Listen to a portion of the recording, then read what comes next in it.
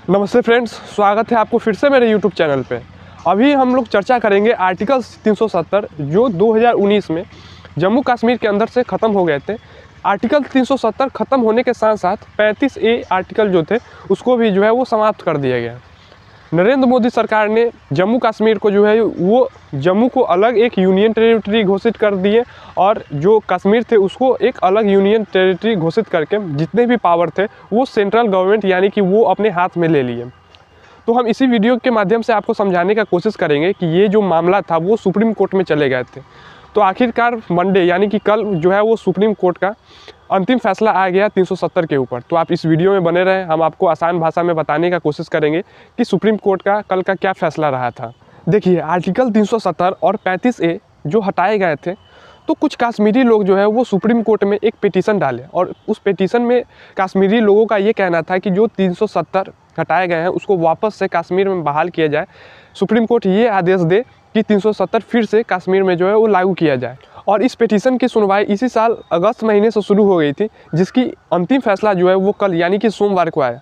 और इस फैसले में सुप्रीम कोर्ट ने ये कहा कि जो जम्मू कश्मीर है उसको सेम उसी हिसाब से ट्रीट किया जाए जैसे कि बाकी राज्यों को ट्रीट किया जाता है। जो 370 को हटाए गए हैं मोदी सरकार द्वारा वो बिल्कुल जो है वो संवैधानिक है, क्योंकि 370 जो है वो जब लागू किए गए थे वो टेम्प्रोरी बेसिस पे लागू किए थे। और सुप्रीम कोर्ट का ये कहना था कि ये टेम्प्रोरी बेसिस पे जो 370 लागू किए गए थे इसको भविष्य में कभी ना कभी हटना ही था। और मोदी सरकार ने 2019 में इसको हटाए, वो बिल्कुल संवैधानिक रूप से हटाए गए हैं, एकदम संविधान के हिसाब से जो है वो इस 370 आर्टिकल को हटाया गया। देखिए, एक तरह से जो सुप्रीम कोर्ट का जो फैसला आया वो आना बहुत ज़रूरी था, क्योंकि सरकार जो है वो तो अपने हिसाब से जो है वो 370 आर्टिकल को ख़त्म कर दिए थे, साथ में इसके साथ साथ 35A भी ख़त्म हो गए थे। लेकिन बहुत सारे जो पॉलिटिकल पार्टी थे वो कह रहे थे कि अगर हमारी सरकार बनती है या फिर हमारी सरकार बनेगी तो हम वापस से जो है वो 370 कश्मीर में लागू कर देंगे। लेकिन ये फैसला सुप्रीम कोर्ट को सारे जो विपक्षी जितने भी नेता हैं उसको सतर्क कर देंगे। और विपक्षी नेता जो है वो चाह के भी अपने मैनिफेस्टो में ये नहीं डाल सकते हैं कि हमारी सरकार आएगी तो हम 370 फिर से लागू कर देंगे। अब हम यह समझ लेते हैं कि आखिर आर्टिकल 370 था क्या और इसके साथ साथ जो 35A समाप्त किए गए हैं तो 35A आखिर है क्या। देखिए, आर्टिकल 370 1949 में लाए गए थे और आर्टिकल 370 का मतलब यही था कि जो भी देश में कानून बनते हैं वो कानून जो है वो कश्मीर में लागू नहीं किए जाएंगे।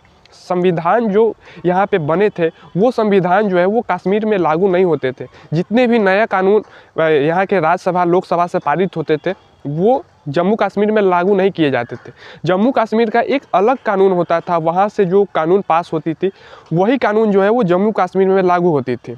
सिर्फ 3-4 कानून को छोड़ करके, एक डिफेंस के अगर कानून बनते थे उस पर, कुछ फॉरेन अफेयर्स पे कानून बनते थे उस पर, और कुछ फाइनेंस पे जो कानून बनते थे, ये 3 कानून छोड़ करके जम्मू कश्मीर में कोई भी देश का कानून नहीं लागू होता था। कहने का मतलब ये है कि अगर डिफेंस का कोई कानून बना, कुछ फाइनेंस का कानून बना तो ये कानून जो है वो जम्मू कश्मीर में लागू तो होते थे। लेकिन इसके अलावा मान लीजिए कि शिक्षा का कानून कुछ बना है ना, कुछ अलग लॉ में ही कुछ इसमें सुधार किया गया, तो वो जितने भी कानून होते थे वो जम्मू कश्मीर में लागू नहीं किए जाते थे। जम्मू कश्मीर जो है एक अलग वो अपने हिसाब से जो कानून बनाते थे वही जम्मू कश्मीर में लागू होते थे। अब हम इसके आगे बात कर लेते हैं आर्टिकल 35A क्या था। तो देखिए, आर्टिकल 370 1949 में लाए थे। इसके कुछ सालों बाद यानी कि साल 1954 में जो है वो आर्टिकल 35A लाया गया। और आर्टिकल 35A का मतलब ये था कि कोई भी कश्मीर के बाहर के लोग जो है वो ज़मीन खरीद करके वहाँ पे घर नहीं बना सकते हैं। सिर्फ वहाँ पे कश्मीर के लोग ही घर खरीद सकते हैं या फिर वहाँ के ज़मीन खरीद सकते हैं। कोई भी कश्मीर के बाहर के लोग जो है वहाँ ज़मीन नहीं खरीद सकते। तो आर्टिकल 370 के हटने के साथ साथ जो है वो आर्टिकल 35A भी हट गया। आर्टिकल 35A हट गया तो इसका मतलब ये है कि वहाँ पे कोई भी बाहरी जो है वो ज़मीन खरीद सकते हैं। साथ में एक छोटी सी जो है हम भूल कर गए थे कि आर्टिकल 370 में जो है वो भारतीय जो झंडे होते थे इसके साथ साथ जो है वो कश्मीर के अपने झंडे होते थे। जब वहाँ पे इंडिपेंडेंस डे होते थे तो उसमें जो है कश्मीर का भी जो है वो झंडा अलग से फहराया जाता था। अब फाइनली सुप्रीम कोर्ट का भी जो है वो जजमेंट आ गया है। उन्होंने कहा कि 370 जो हटा है वो बिल्कुल संवैधानिक है, 35A भी हटा है वो बहुत अच्छे है, संवैधानिक है। अब इससे ये होंगे कि 370 हटने के बाद जो भारत के झंडे हैं वो वहाँ पे झंडे रहेंगे, जो कश्मीरी झंडे थे वो कश्मीरी झंडे जो है वो ख़त्म हो गए, वो इनवैलिड हो गए। इसके साथ साथ 35 से भी ख़त्म कर दिए गए हैं। तो जितने भी बाहरी लोग हैं वो कश्मीर में जो है वो अब ज़मीन खरीद सकते हैं।